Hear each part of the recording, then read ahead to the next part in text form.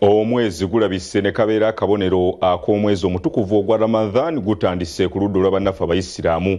Tukwaniriza amawulire agataliiko nfuufu eno ettiimu kabiri ti Paul Mayinja nze nkulembedde mbu tugenda okutambuza ensonga ez'amawulire akadde kano kalira tulukuviire ku ntono katusooke tukuwe emitwe emikulu egigalimu tugenda kudda nago mu bujjuvu.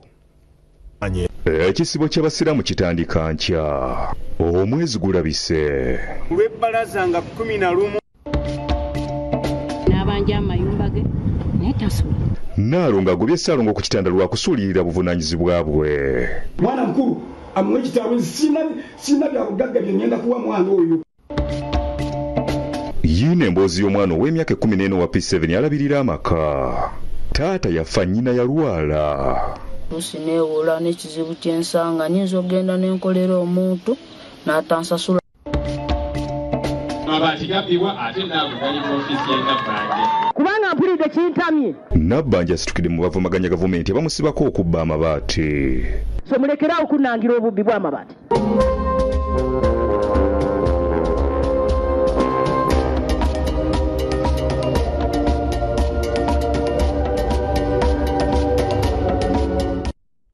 Obubbi bw'amabaati n'ensonga endala njolooze tuzze nazo mawulire agataliiko nfuufu ekiro kya leero. Tugatandise n'ekitebe ekikulu eky'obuyisiraamu mu ggwanga kirangiridde ng'ekisiibo bwe kitandika olunaku olw'enkya.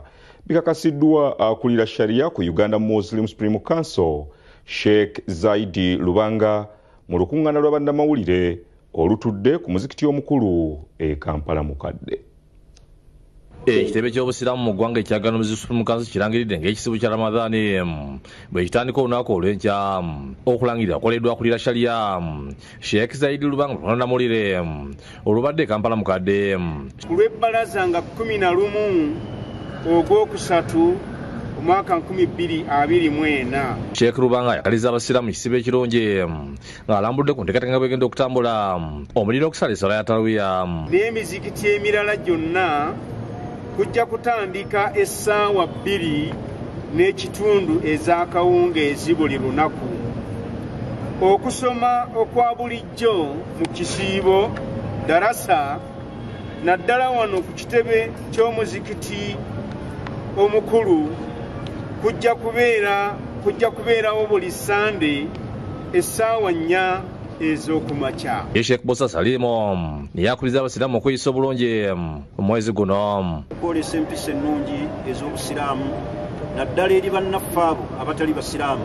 Twolese ekifaananyi ekirungi eri eggwanga, twolese ekifaananyi ekirungi eri bakozi baffe, twolese ekifaananyi ekirungi mu society yonna mu Uganda. Asiina abafumbo okusonyogana n'akuutira n'abasajja okwogera ku ssente ez'akameeza. Okuva mu lusirika oluli mu maka abantu babeere nga bali mirembe nga basiiba bulungi.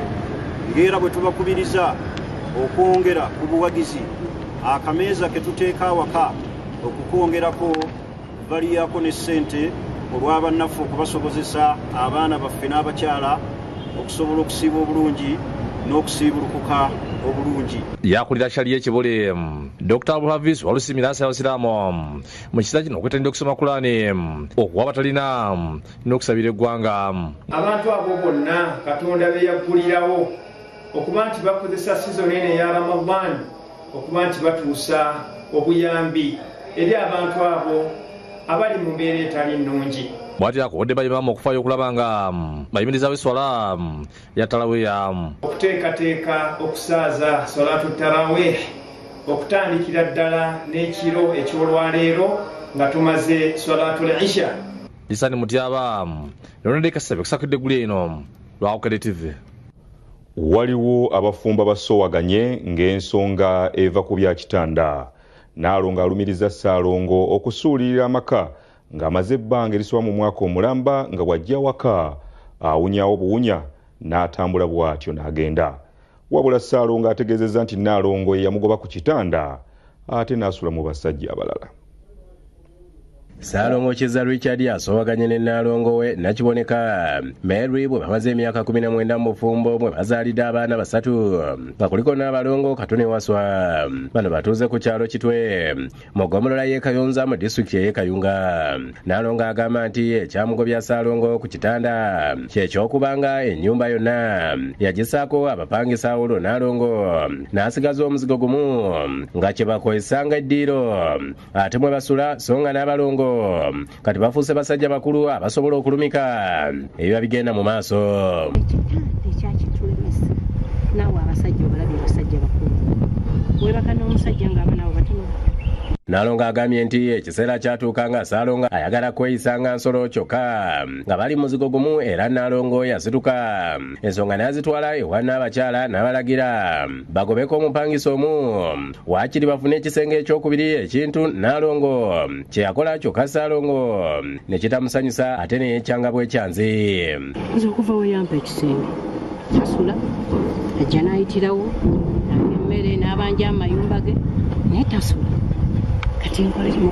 Nnaalongo agamba nti Ssaalongo bwe yamumma emboozi y'abakulu yeesunguusula era awo we waava obutabanguko n'atambula n'amala emyaka 2 nga talinnya waka. Ayagala saakasi mu baana abakulu nga w'obalabye abo ngamba tekisoboka.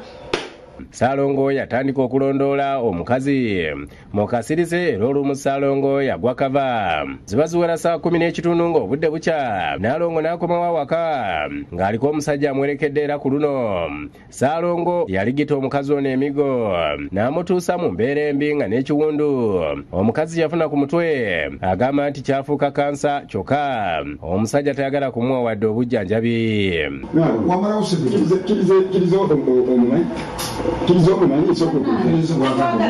Kirize mumanyi nze nava mukingisa sawa ebidongo bigwa sawa 8 nkoma wewaka nkoma nempita kato ono yabangula oluggi wabangula oluggi nagba omuggo mutwe Ssaalongo yankuba nenzituka nenfuna kansa. Nnaalongo agamba nti mu Desemba nga 22 omwaka oguwedde Ssaalongo yasulako mu maka ge wabula kyamubuukako Ssaalongo bwe yatunula ebbali n'afuluuta paka obudde okukya nga talina kyanyeze. Bw'aba alina kye yakolawo tuli bantu bakulu ayogere. Omuntu bakwagala omuntu alaga mu neti ekisaawe ezaali aliki mukwagala. Ssaalongo agambye nti omukazi amwekengera okubanga yafuna olubuto n'azaala omwana omuto ey'emyaka 4 nga baludde nga tebasula bombi era ayagala bamale okukebera omwana ono omusaayi. N'ono era omuntu ono era nja kumala okumunoonyerezaako bulungi nnyo naye wange olwo omwana gwe twogerako nyanfuna netubeera mu mukwano naye nga ndi lubuto. N'oyo omwana wo olidde akuze muwe kitaawe olidde mwana mukulu amuwe kitaawe sina bya bugagga bye ngenda kuwa mwana oyo twakulira ewange. Kafeero yalagidde Ssaalongo awe Nnaalongo akadde kamu emitwalo 2 agenda ajjanjabwe ku ddwaliro ly'abalwadde ba Kookolo Mulago era Ssaalongo yakutte mu nsawo n'azisowolayo n'azimukwasa. Kafeero abuuliridde abafumbo bakomye okulwana n'abasaba bayige okuwangana ekitiibwa era omukyala agondereba ng'ebitabo ebitukuvu bwe bigamba. Ono si malayika tibamukwa wamaleka tayononga naawe koleki malayika entono ziggwawo tuzirabye n'enyingi tulabye nazikola naye obwesigwa n'okumanya nti ono ye bba wange kubanga bayibuli eno girako egamba mukazi kugonda. Soul w'okulira yakusakidde eggulu lino ku lwa Bukedde TV. Waliwo omwana wa myaka 14 ng'ono ennaku gy'alina eyozza lumonde. Ono ng'asoma P7 okuva mu P3 ono yanoonyanga ensimbi ez'okwebeezaawo kuno kw'oteeka ez'okwewerera n'ezirabirira nnyina omulwadde kyokka nga mu kiseera kino takyasobola kufuna budde obugenda okupakasa olw'okuba ali mu kibiina kya 7 kati asabye abazira kisa okumudduukirira. Charles Waswa Kidio w'emyaka 14 yafiirwa kitaawe ng'ali mu kyakusatu nga mu kiseera kino ali mu kyamusanvu ku ssomero lya Wunga Church of Uganda mu ggombolola y'e Kayonza mu disitulikiti ey'e Kayunga. Agamba nti okuva mu kyokusatu yeetika obuvunaanyizibwa obw'okulabirira nnyina Scovia Tiko aweza egy'obukulu 50 n'okunoonya ssente ezimuwerera okugula emmere n'oz'obujjanjabi. Taata wange yafa 2018 era awo we natandikira okweweerera. Agamba nti nnyina mulwadde wa mugongo ate ng'alina olumbe olutera okumugwira n'akankana n'oluusi n'agwa ebigo. Era nenoonya ssente zimutwala mu ddwaliro. Luusi neewuula n'ekizibu ky'ensanga nyinza okgenda n'enkolera omuntu n'atansasula nfunayo 15,000 12 nagenda master napandiikangako ezo nga wenoonya endala. Wadde nga mu bibiina ebya wansi Waswa agamba nti abadde nga asaba omusomesa n'amukkiriza n'ava ku ssomero n'agenda okuba ebicuba ne bamusasula ssente n'atuukiriza obuvunaanyizibwa obwo nga n'ennaku ezimu abadde ayosa. Embeera eyo tekyasoboka oluvannyuma lw'okutuuka mu kyomusanvu. Twagenze mu 7 mbeera ekalubye mbeera kati ku ssomero tebantanzikiriza. Ssente zaali ntono kati bayongezaamu neetaaga emitwalo 4.5 ssente sina wenzijja ndabirira ewaka nina obuvunaanyizibwa okufuna ekyeggula ewaka nange ez'essomero. Kizibu kyensaba munnange omuntu asobola okunyamba n'ampeerera. Mpulira njagala okusoma naye obusobozi bunkalubiridde. Saba ku buyambi bwammwe. Alina essuubi nti singa anaasoma anaafuuka yinginiya ow'amasannyalaze oba omusirikale owa poliisi oba oliawo ajja kusobola okukyusa obulamu naye nga mu kiseera kino awulira nga obuvunaanyizibwa bumuyinze. Mpulira njagala kyusa bulamu bwa famire yaffe butereereko. Hakiina ndibadde omuntu akola mu by'amasannyalaze. Nange bwe buyambi bwensaba nabo ne maama naye talina buyambi buli awo. Sukaali nzaagula omunnyo n'ekyeggulo n'entetenkanya nga wentetenkanya ne ku ssomero. Twogeddeko ne nnyina n'agamba kimu nti obulamu bwamukaluubirira dda ne yeegatta ku mutabani we okusaba obuyambi. Nkolemu ka bizinesi kaneebeezeewo. Suubula nnyaanya ng'ezo, obwennyanja mukene ng'ezo. Omusomesa wa Waswa Emmanuel Zikusoka nga yamyuka omukulu w'essomero lya Wunga Church of Uganda Primary School ayogedde ku kusoomoozebwa Waswa kwayitamu. Yantuukirirako nga ndi ku duty. N'angamba master njagala kuddayo waka ninayo kijjobu kyange nafunye ekisiko ngenda kukisaawa nsobole okuba nga nfuna ekyokulya ewaka ne kasente k'essomero eetaagisa. Ate engeri gye yali akuta obuvunaanyizibwa n'atatoloka butolosi n'antuukirira ne mukkiriza. Kati olunaku olumu n'ensituka n'enzijjako awaka ndabira eddala kiki nga mutuufu embeera Waswa mwayita ne maama mwayita mu butuufu Waswa yeetaaga omuntu amuyambako. Patricia Nalukwago ne Irene Mugerwa Kajubi abamu ku bannakyewa ababadde bagenze ku ssomero lya Wunga okuwa abantu obujjanjabi batuuseeko ewaaba Waswa ng'embeera gye basanzeeyo ekuba ensisi. Bano bamuwadde ku kasente ne bamusuubiza okwegatta ku bannayuganda abalala abagenda okulaba emboozi eno okumuyamba n'ennyina. Kubanga tekiraga n'okulaga nti ye ng'omuntu akimanyi nti ekiri muyamba okuva mu mbeera eno n'okuyamba n'okutambula okugenda mu maaso kuli bakusoma. Kale ne tusanga nga omwana oyo twanyagadde okutegeeza ku bantu abalina ab'ekisa abasobola okukwatirwa omwana ono n'okumuyambako okutambula okugenda mu maaso atuukirize ebyoto bye eby'okusoma. Oluvannyuma lw'ennyumba ya nnyina okufunda ng'eno asulamu n'enkoko za Waswa oluusi kwatunda okufuna ez'obujjanjabi yazimbawo akayumba akaka ak'essubi wabula ng'ensula ye nayo yennyamiza. Alina obuyambi osobola okubuyisa ku nnamba eyo ey'omubulizi w'ekitundu Patrick Katenya. Henry Nsubuga yakusakidde egguli lino ku lwa Bukedde TV. Emmeme gabaagaba munnange lumaleeyo nga tuyamba Waswa kibi nnyo. Kati wabaddewo akasattiro bakifeesi ne babbulooka bano bwe balumbye amaka n'ekigendererwa ekyokwezza ettaka erirudde nga liriko enkayana. Ettaka lino lisangibwa mu Bataka Zone e Nabbingo. Obunkenke bweyongedde wakati mu famire ya Mzee Lawrence Kigundu bakifeesi ne babuloka bwe babalumbye mu maka gaabwe agasangibwa ku kyalo Bataka e Nabbingo ne batandika okubatiisatiisa nga bwe baagala okubafulumya ennyumba. Katambi akakwatiddwa ku ssimu kalaga abafamire nga balaajana wakati mu kugobaganya emmotoka egambibwa okuggira mu babuloka bano era balabiddwako nga beetegula ekifo kyonna bwe bakitegedde nti poliisi etemezeddwako.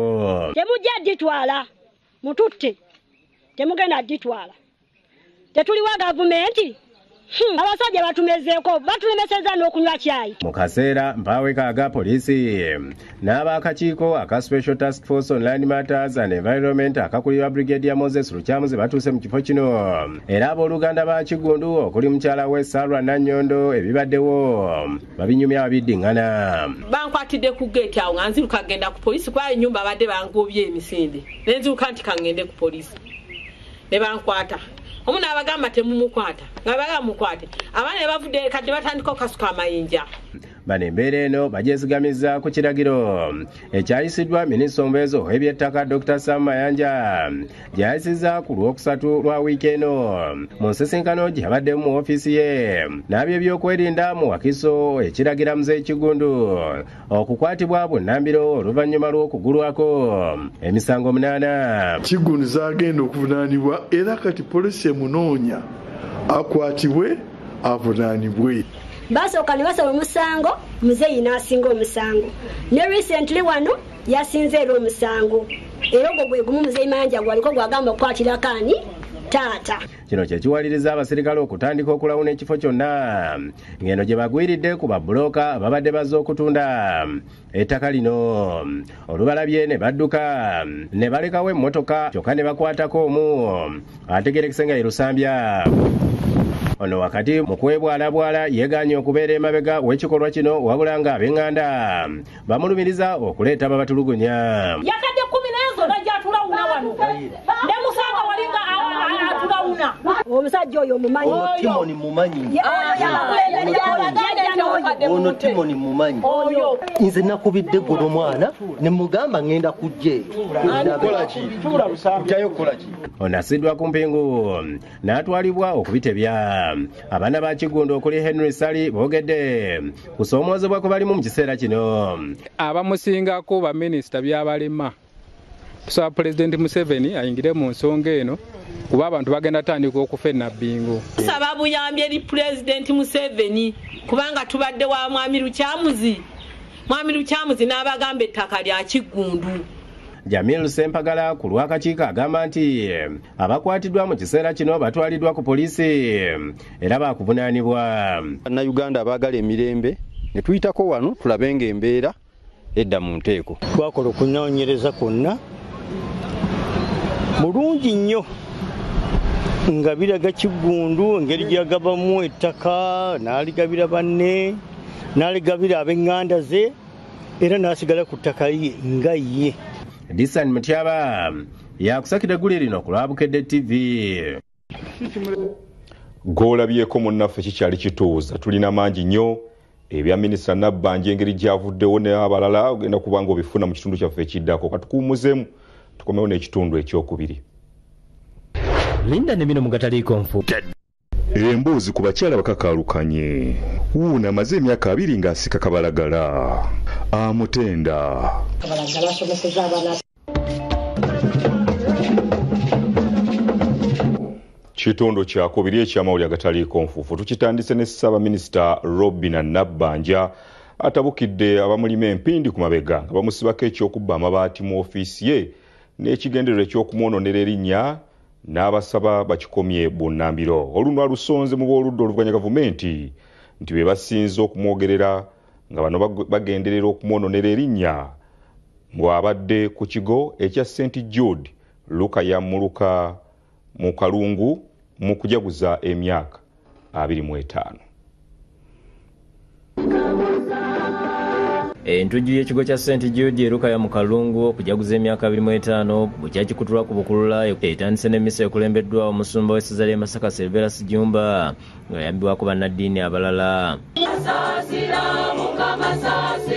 omukolo gwetabiddwako abakungu ab'enjawulo kuli minisita w'ebyokwerinda n'ensonga z'abazuulanako Vincent Bamulanga Kisempijja, minisita Aisha Sekindi akulira oludda obwa gavumenti mu paalamenti Joel Ssenyonyi, omubaka Francis Katabazi, Christine Ndiwalana, meya w'e Masaka Florence Namayanja n'abalala nga Ssaabaminisita Robina Nabbanja y'abadde omugenyi omukulu. Mu kusooka Omusumba Jjumba ne waana mukulu w'ekifo Father Henry Kiganda balambisa abagwetabyeko nti omukolo si gwa byabufuzi wabula kujaguza emyaka 25 egy'ekigo kya St Jude Lukaya. Abalina enjawukana mu nzikiriza z'ebyobufuzi bambi mbeegayiridde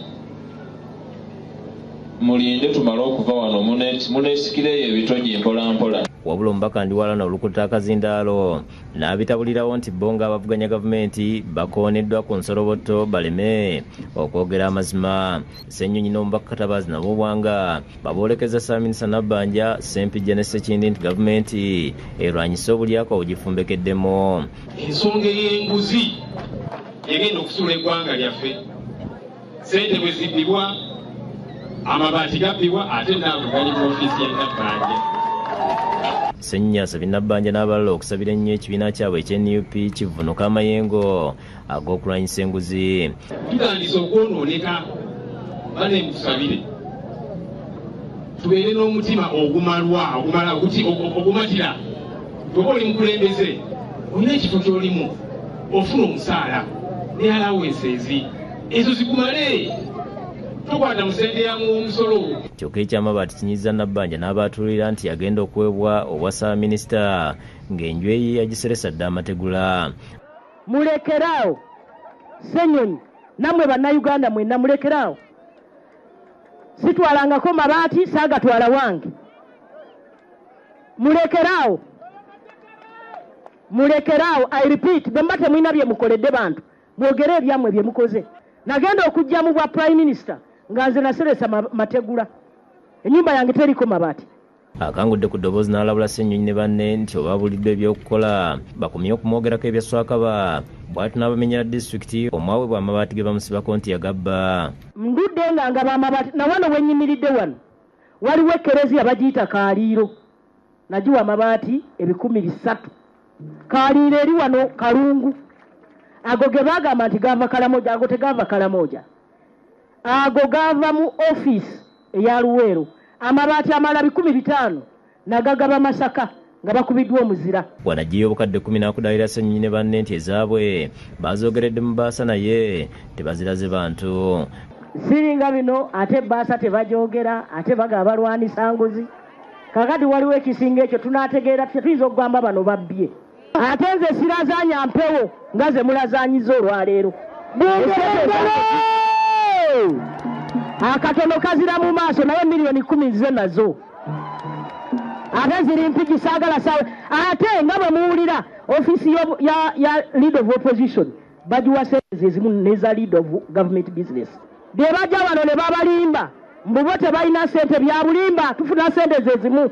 Minisita Ssempijja ne Sekindi bategeeza nti gavumenti etaddewo ebitongole bingi ebirwanyisa enguzi nkati ekirina okukolebwa be bannansi okukwatira awamu. Essaala egende mu Uganda ku baana baffe bonna okuviira ddala ku baana na buli omu waali ffenna tulwanyisa enguzi. Buli kibiina kibirimu omulungi n'omubi, buli ddiini erimu omulungi n'omubi, naye buli w'ogendanga londayo omuntu omulungi otambule naye. Omusumba Jjumba akalatidde abantu okwebereramu n'okukola ennyo. Baagala okukola beetaaga bwetaazi muntu abakumaakuma. Obukadde bw'ensimbi 50 bwe bukungaanyiziddwa mu mpeke okuzimba ennyumba y'abasaserodooti. Sinnabulya baagala alina yakusakidde gwino okulaba Bukedde TV. Nga tugenda mu maaso n'okutuusaako emboozi z'abakyala abazira, leero tukuleetedde Prose Nansubuga ow'ekisawo Kibira eri mu Kayunga. Ono nno ng'amaze emyaka 20 miramba ng'asika kabalagala. Akubiriza bakyala banne obutanyoomanga mirimu kuba asobodde okuweerera abaana n'okukola ebirala. Kwata empola atuuka wala lutuukira bulungi ku gyenvudde wa Prose Nansubuga omutuuze w'ekisawo Kibira mu tawuni kanso y'e Kayunga mu disitulikiti y'e Kayunga. Nansubuga asobodde okweyimirizawo n'okuweerera abaana be ng'ayita mu kusiika kabalagala.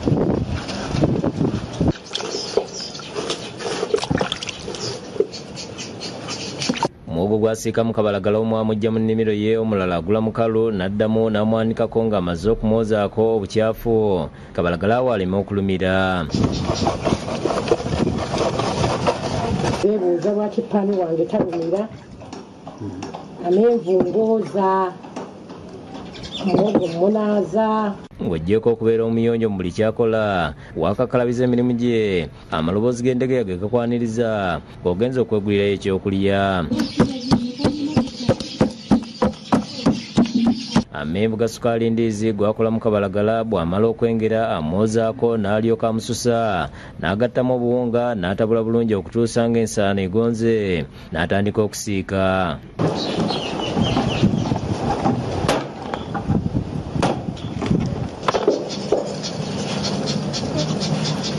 Nansubuga agamba nti olw'obuwoomi bwa Kabalagala we bakasitoma abasinga bamwe nenda awaka w'akolera, omulala n'amutembeya mu tawuni y'e Kayunga ku makya n'olweggulo okutuusa lwaggwaawo. Nfumba balya asigalawo ne nnyingira ekibuga Kayunga, nabo ne mbasaavinga paka ssaawa nga 4 ez'ekiro n'enzirika. Sikyanoonya bakasitoma kuba obedde mbalina Kayunga yonna nze ngisaavinga. Era baba tebannandaba beebuuza bannange omukyalo gwa Kabalagala kale takyanneetagisa kkubira kalangu. Kabalagala akamu akatunda siringi 2 awatali kwawula mwalimu Kamulali n'ataliimu. Buli lunaku atunda baketi 2 eza Kabalagala n'akola emitwalo 7 bw'ajjako ez'amanda, butto ne baking powder n'afissaawo amagoba ga mitwalo 3. Kabalagala ntunda kamu 2 ow'ebitaano ne muwa obusatu. Nansubuga agamba nti omulimu guno agumazeemu emyaka 20 nga nebyafunyemu bingi. Asobodde okuweera abaana be ng'omwalimu Sine akuna atandisewo edduuka eritunda ebyaccakalaccakala n'omudaala ogw'ebyokulya n'okweyimirizaawo. Nali ndi awo n'entuula ne ndowoozaamu ne ŋŋamba abaasoma bokka si basobola okwebezaawo nti abali ku mirimu gya gavumenti balina okuba nga bakola, naye naffe osobola okutuula awo n'oyiiya ekintu kyo n'olaba nga kikutwala mu maaso. Awo obudde bakyala banne balekerawo okunyooma emirimu, beetandikirewo emitonotono egivaamu ssente beekulaakulanye. Kabalagala asomeseza abaana ati beesezaawo kulya kunywa, tetubula kyakunywa tetubula kyakulya. Kabalagala ono kale tonyoomanga mulimu. Bakasitoma bannansubuga betwogeddeko n'abawaanyi Kabalagala ono titeryamukira mu kuwooma. Kubanga bambi abeezizaawo abaana be balabika bulungi basoma, balya tebajjula kupaanyi we. Kati naawe omulala gwekubira omukazi akyatudde totekerera munno naawe ofuna akantu weeyiye. Kibuuka lumu yakusakidde gwino ku lwa Bukedde TV. Nabino ngataliiko nfoofu. Empaka za Miss World ziwedde. Munnayuganda amalidde mu kya 8. Congratulations. Thank you for joining.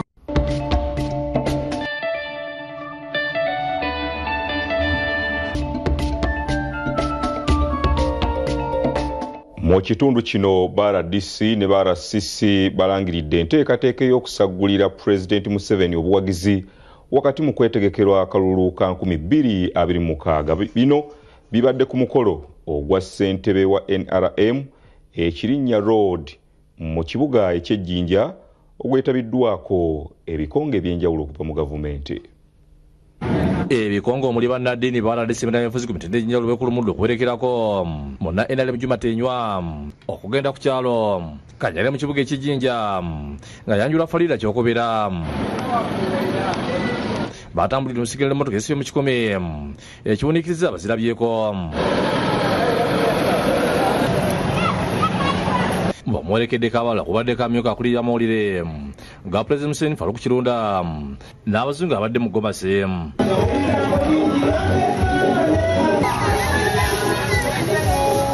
Enakumakuma baladisi mu ggwanga Justin Mbabazi radisi wa Kiso asinzidde ku mukulu n'ateneza Pulezidenti Museveni olw'okukulembera obulungi eggwanga n'okutumula embeera z'abantu naddala abakyala. Singa si Pulezidenti Museveni ffe ng'abakyala ani yanditutuusiza ku bino bye tulimu. Nze nga ddiini atwala BRDC Uganda yonna ndi mukyala. Tolaba nti kyamaanyi. Alangidde nga bagenda okunoonyeza Pulezidenti Museveni akalulu mu 2026 era n'abakungu eggwanga okwetta enteekateeka za gavumenti n'okusomesa ebyo gavumenti byekoze. Kubanga Pulezidenti yatugamba tulina okubalaga nti ekibiina kyenyali mu kya yero kalazi zino endala zonna za wansi kale esinga ey'ebbeeyi ye NRM. jjajja wa Busoga era tata wayine bantu Stanley Bayuli yasaba bafumbo Juma ne Falido okubeera abeesiga okwagalana n'okuliza abaana mu mpisa n'eddeene. Toniiga, tokuba, tovuma, mutyame mutesi. Ndendeza ofumbo obulungi, ndendeza okuzaala abalongo, musomesa abaana. Y'omuwabuzi wa pulezidenti yatwala eby'okunoonyereza ku kitebe ky'abaradisi Dr. Daniel Ssekiboobo alizaliza abafumbo olw'okutwakula lino bwatu n'abasaba okukola ennyo n'okwesiga Katonda. Tulina okwebaza Pulezidenti Museveni olw'okulonda mwami Kironda okuba mu kifo ekyo ate n'okukolera Busoga. Meya w'ekibuga ky'Ejjinja Peter Kasolo nga muna NUP asidde ku buloko n'asaba amyuka akulira amawulire ga pulezidenti Farouk Kirunda okutuusa obubaka bw'eri pulezidenti okumuyambako okukola enguudo mu kibuga eky'Ejjinja. Ssaalongo wange enguudo mu kibuga tuli bubi ate n'akasente kebere batuwaako nga Jinja City local government kabere kani odio so tulisaba nti nibake bange ba RDCs muli bano unatabukire n'abifuza abalala bali ku ludda oluvuganya lw'obutasemba kulembeza ekitiibwa n'okusanya ebifuza ebiremesa okutuusa n'enkulaakulana ku bantu. Ife abalenzi ab'ekibuli otuva esaidi erekavule aba National Unity Platform aye nze ndiganda ulumu nti nze mpa abakulu ekitiibwa. Abakulu abalala baliko bibogedde wabula nga ebisinga byakusaba buwagizi bapulezidenti Museveni olw'ebyo byakoledde eggwanga. Ne baminisita abamu be muwulira abali ku ntikko eyo badirekita baaki omwana we mu myaka gye bayise mu mikono gye. Busoga tuli ne ba RDCs ba deputies bawerako mpinkaaga tukubire Yoweri Kaguta Museveni mu ngalo. Taata w'abongole Wilson Bukaayi aliko entanda gy'abasibiridde. Temwebale byemutukoleire n'okusingira n'abakulembeibwa ow'ekitiibwa Farouk. Lubega Ivan yakusakidde eggulu enkulu wa Bukedde TV. Ate Nnaalongo wa Uganda Hannah Karema Tumukunde ono awangudde engule ya Miss World Beauty with a Purpose Africa mu mpaka ez'obwa Nnaalongo obw'ensi yonna ezabadde Buyindi. Empaka zino ziwanguddwa Nnaalongo wa Czech Republic. Mu kiro ky'olwomukaaga Nnaalongo wa Uganda Hannah Karema Tumukunde yawangudde engule ya Miss World Beauty with the Purpose Africa ng'eno weba Nnaalongo asinze banda okuva mu Africa okola emirimu egiyambako mu kutumbula ebitundu n'ensi gye bava. This goes to Uganda.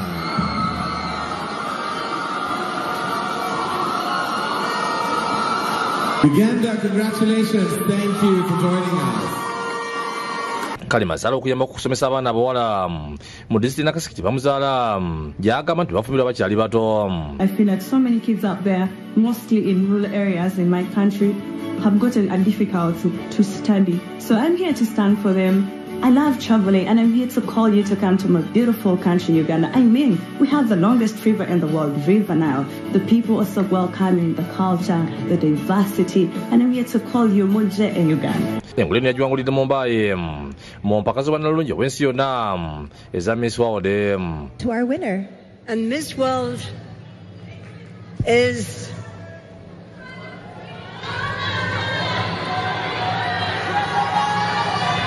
Czech Republic. Czech Republic. Czech Republic. Kristina Piskova Nnaalongo wa Czech Republic yawangudde engule y'obwa Nnaalongo bw'ensi yonna. So nga Miss World Africa mu Uganda Queen Abinaki yawangula ku 228 yawangudde obwa Botswana Lesotho Chombo nga kwene engule Karema yakutte kyakubiri. Botswana from Africa.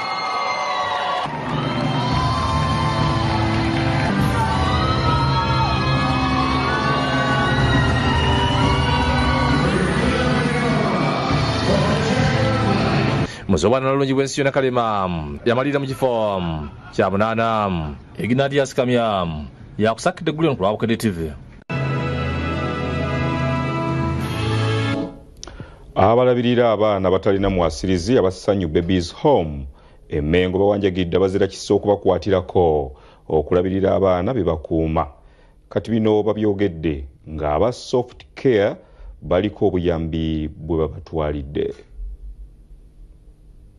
Abasanyu Babies Home Mengo mu Kampala abalabirira abaana bataliiko mwasirizi badduukiridwa aba kampuni ya soft care abakola ebintu ebyenjawulo omuli pads ne pampers bayambeko mu kulabirira abaana nga bakulembeddwamu akulira abakozi Katodisan babawadde ebintu omuli pampers, sabbuuni ayoza, wipes ne soda ebikwasiddwa Nancy Martha Lala. Lala asimye aba soft care n'asaba n'abazira Kisaabalala okubadduukirira. I request you all please come and support these children.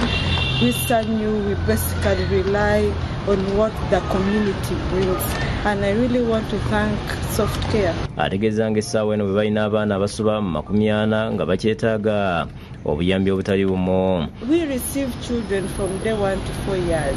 Kati akulembeddemu aba soft care alambuludde ku kibaviiriddeko okuddukira abasanyu Babies Home. Ye strategy eriwo kaakano nga kampani gye tulina y'okuba nti tulina okuyambagana wamu ne community ezituliraanye oba tuddiza eri communities zaffe mu ngeri emu oba endala. Bw'ati asibye abalala abalina obusobozi okudduukirira amaka gano agalabirira abatalina mwasirizi. Robert Musanje yakusakidde gwino ku Bukedde TV.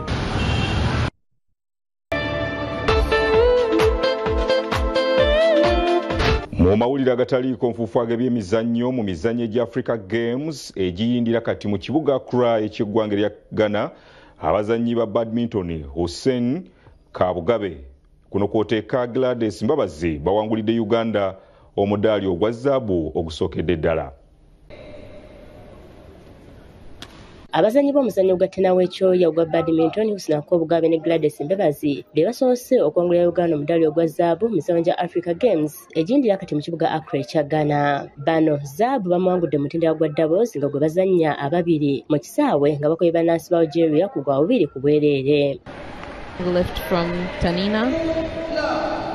Hussein Kabugabe yasobodde okwangulira Uganda omudaali ogwa ffeeza mu z'Ssekinomo ng'akubiddwa scores munnansi wa South Africa. Eggulo omuwuzi Gloria Animals yasobodde okwangulira Uganda omudaali ogw'ekikomo mu mpaka z'okubuga eza mita 10 freestyle. Mu kiro ekigeesezza leero ttiimu y'eggwanga balonsa emyaka 2 y'omupiira ogw'abakazi ogw'ebigere eya Queen Cranes eremaganye ne Tanzania ku ggoolo 1-1. Ggoolo ya Queen Cranes eteebeddwa Margaret Kunihira mu ddakiika ey'ana. Ey'abasajja ya Uganda Hippos ekomawo nkya mu nsiike okutuuka ne Senegal ku saa 2 ez'ekiro. Mu muzannyo gwa cricket ttiimu y'eggwanga y'abakazi ya Victoria Pearls efunye obuwanguzi obwokubiri ng'ekubye Rwanda ku mpiki 3 okwesoga semifinal ng'enkya ezannya South Africa. Ate tenawo ku mmeeza abakiikiridde Uganda mu mizannyo gino bonna bawanduse nga tewali avuddeyo na mudaali. Mu liigi y'eggwanga eya Star Times Uganda Premier League Vipers SC ekubye Wakiso Giants ku goal 4-0. It's up well. Squared forward. Now skipping away from the challenge here, Milton Karisa. He has options. Looks to square the ball. An onslaughter. Nnaalongo will double the tally. It was just too much. Way too much. Kudos to them for really representing the flag that well. The long ball comes in. Damage done. It was inevitable that he would get his name on the score sheet. And he goes to the Mind celebration here. Mu liigi ya Premiership eya Bungereza, Arsenal esigaddeyo ku ntikko oluvannyuma lwa Liverpool okulemagana ne Man City ku goal 1-1. Mu mpaka ez'omuzannyo ogwa rugby ow'abazannyi 7 mu kisaawe eza Challengers Series eziyindira kati mu ggwanga erya Uruguay, ttiimu y'eggwanga ey'abakazi yakulwanira ekifo ekyokusatu ne Belgium ng'ate ye y'abasajja yakulwanira ekifo kya 5 ne Germany.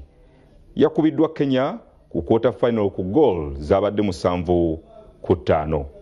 Asati, Kevin Wekesa, Uganda offside, penalty advantage Kenya. Will they need it? Omondi. It's going to be a penalty try here, I think.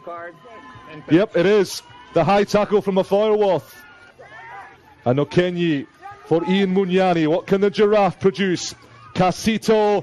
Here's the phenomenon. Walker Ratch try. no matter how valiant the tackle. Wakarach, Casito, how much energy is left in these Ugandan bodies. Casito almost breakdancing over the touchline. He found support on the inside. The knee was on the ground. Kenya have got to let that player go. But they've won the penalty. Uganda sealing off. Quarter-final over. And just look at the contrasting emotions. Ku Lwokutaano oluwedde kwabadde kukuza lunaku lw'abakyala ng'olwaleero tukuleetedde akulira kilaabu eya Busoga United ng'ono ayitibwa Diana Nnaalongo. Diana Nnaalongo nga musomesa yegwira erinnya mu mwaka 2012 bwe yafuuka omukazi eyasooka okubeera ne club y'abasajja y'omupiira ogw'ebigere ng'ebiseera ebyo yali eyitibwa kirinnya Jinja SS. Nnaalongo agamba nti okutandikawo club ya Jinja SS kati eyitibwa Busoga United kyava kuba ng'abaana abaali bavudde ku ssomero lye yali akulira erya Jinja SS baalinga tebalina gye balaga nga bamaliriza siniya ey'omukaaga. Kati ne neebuuza ku muntu omw'amagezi ng'abaana bano mbayambye ntya kusigala nga basamba omupiira after school nga bamaze essomero kwe kuŋŋamba nti osobola kutandikawo club ey'omupiira. Ono agamba nti olw'okubanga kati omukyala yekka alina club ezannyira mu ligi ya Super ya Star Times Uganda Premier League buli wagenda ayogeza maanyi. Naye buli wemba neeyanjula ngamba Your Excellency and other members here, I am the only woman. Atandi katako kwogera kuteekako pause for the point to sink that owns a football club playing in the country's Premier League. So ekyo nkyenyumirizamu nnyo ng'oggyeko okuba nga club eyo nemuwadde erinnya naye ate era yenyumiriza ku ky'okuba ng'akyusizza obulamu bw'abantu bangi abayise mikono gyange naddala mu club ya Busoga United. Kati essaawa zino basobola okwebeesawo. They are playing professional soccer. They are earning a living. Ono ayogedde ne kusomoozebwa kaze ng'ayitamu ng'ali mu mitambo gya club eno. Ejuzi wano nagamba president nze ttiimu gisuddewo about 2 weeks ago because of what I felt was poor officiation on my part. Wabula ekimugumya kwe kubanga alina omukwano mungi eri abazannyi wamu n'ebyemizannyo okutwaliza awamu. Kati bwenziramu n'enkirowooza eneekuba mu mutima abaana bano mbasuddewo balagewa mbalese mu matiga. Kati oluusi teguba na musango gwabwe basamba omupiira naawe n'olabira ddala nti bagezezaako. Lwokutaano oluwedde Uganda egase kumanga amaala mu nsi yonna okuza olunaku lw'abakyala olubawo nga 8 March. Nnaalongo alina obubaka bwawadde bakyala banne. Njagala buli mukyala waali yeekube mu kifuba agambye nti kiki kyenjaguza kiki ekyenjawukana kyenkozeeko. That is the cause for my joy. That is the reason I'm celebrating. Kati giweze emyaka 9 bukyanga club ya Busoga United eyingira ligi ya Super ng'essaawa eno erifo kya 14 n'obubonero 16. Bwe gatya amawulire agataliiko nfufu munnaffe ekiro kya leero bwe gatambudde nkwagaliza ekiro ekirungi sula bulungi weeraba.